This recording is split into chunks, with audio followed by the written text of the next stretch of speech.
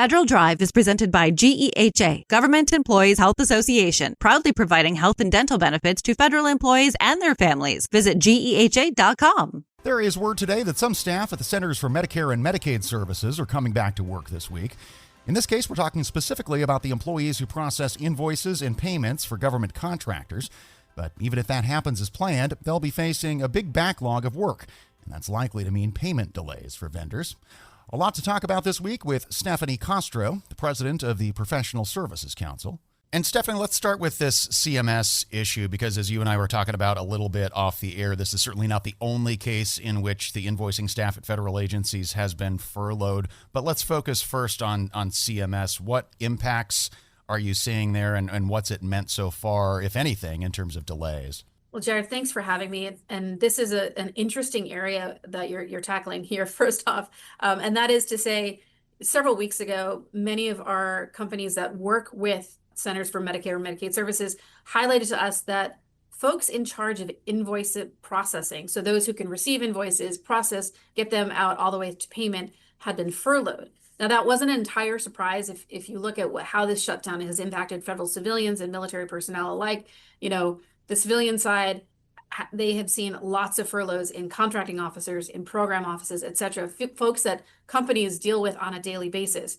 The invoicing piece is a new wrinkle. And I'll say that because a lot of these contracts are funded by prior year funding. So fiscal year 25 appropriations, not dependent on fiscal 26, or fee-based for sources of income.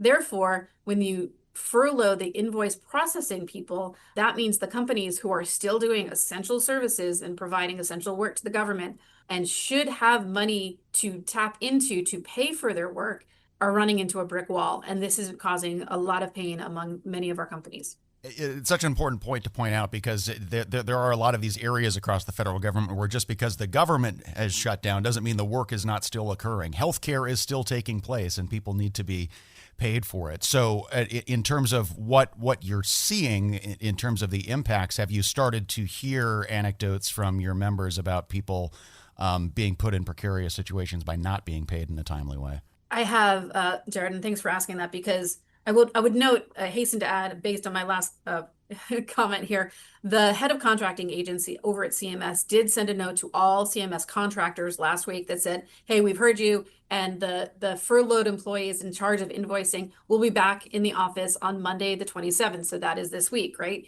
And that's great news. But of course, invoices have backed up. That doesn't mean everything is smooth sailing from here on out. Again, using fiscal year 25 appropriations and fee-based situations. That said, in that gap, because invoices were sent in, potentially even accepted for payment, but then not processed, some companies have claims for equitable adjustments for that time period for costs incurred as a direct result of the government's inaction or delay. I would say CMS might get some leeway due to the shutdown is outside of their control, as it is for many of us, outside of our control. But that catch-up process isn't unreasonable, right? So I think we need a lot of flexibility and grace on both sides here to make sure that folks get paid in a timely way. And of course, we are talking about contracts that are not covered by a stop work order. If a company gets a stop work order, the first thing they do is stop work, right? And then they start documenting any costs incurred. That said, some of these companies do need invoice payments because they are very labor intensive. They need to pass those payments on to their employees who need to pay their mortgages, feed their families, et cetera. Similar situation to all of the federal employees who are going without pay.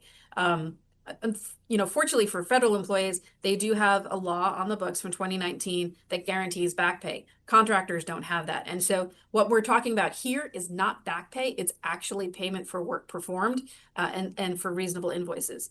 I would also note, we are recommending that companies really track all additional projected costs for payroll retention or subcontractor payments, financing, overhead from delays, et cetera, that have resulted. And so what we're trying to avoid here is the clock starts ticking once an invoice is accepted by a federal agency, and that clock runs out according to the Prompt Payment Act.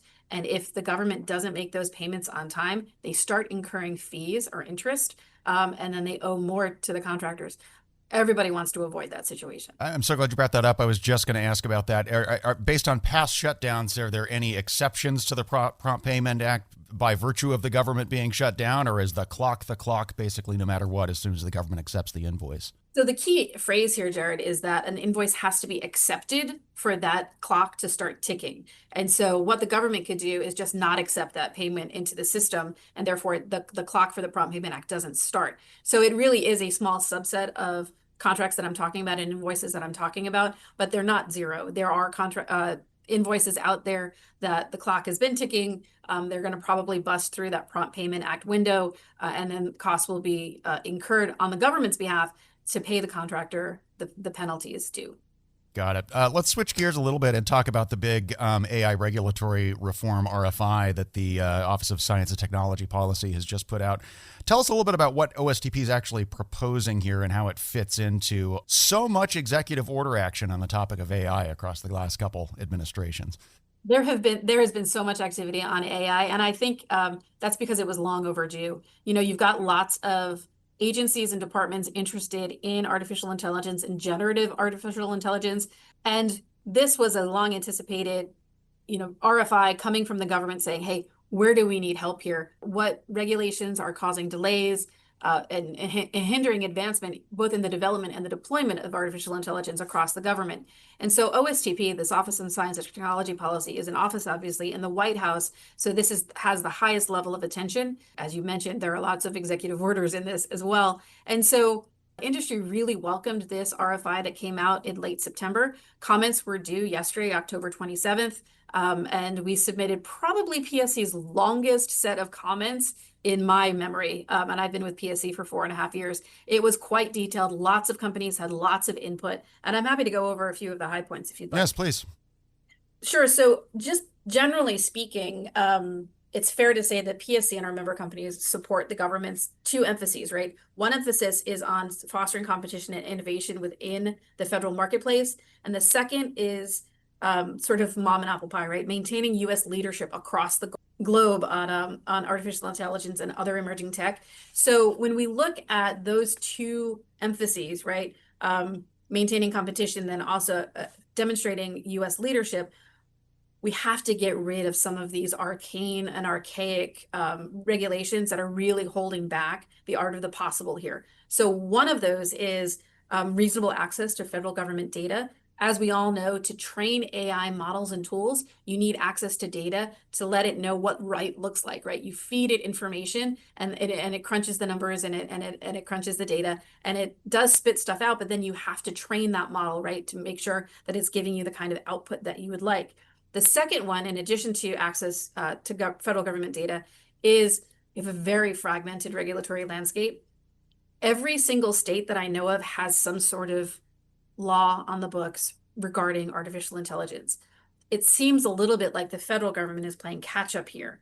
And I do think there is a really good role for the federal government to play in order to help responsible AI adoption, is to look at that patchwork of state privacy and AI laws and take a wide-ranging view on that. I would love to see a unified federal framework for AI and data privacy that harmonizes or supersedes conflicting state laws. So that's the second piece, the fragmented regulatory landscape. And the third one that I'd mention just offhand is there's a lot of rigidity in procurement processes. Jared, you and I talk about this quite often, right? There's not enough flexibilities, or flexibilities are on the books, but contracting officers don't want to use them because they're either unfamiliar or there's some risk to them involved in using some of these flexibilities. I think we need to get past that when it comes to AI. We need to look at how to create flexibility in procurement and how to make sure that we aren't disincentivizing the sharing of data rights through licensing structures. So those would be the three I'd mention: access to federal government data, a unified federal framework for AI in terms of regulations, and then also let's take a look at procurement rigidity. And when it comes to that patchwork that you mentioned, when you think about the ideal scenario, does that look more like the federal government preempting those state-based standards, or coming up with something that's just more specific to federal contractors, or both? So I think there is space for both in this. Obviously, PSC has 400 member companies. We are active in the government contracting space. That's our federal marketplace, right? And so I would love to see, first and foremost, compliance that is streamlined, in order to accelerate responsible AI adoption and reinforce U.S. leadership in trustworthy AI development specific to federal procurement.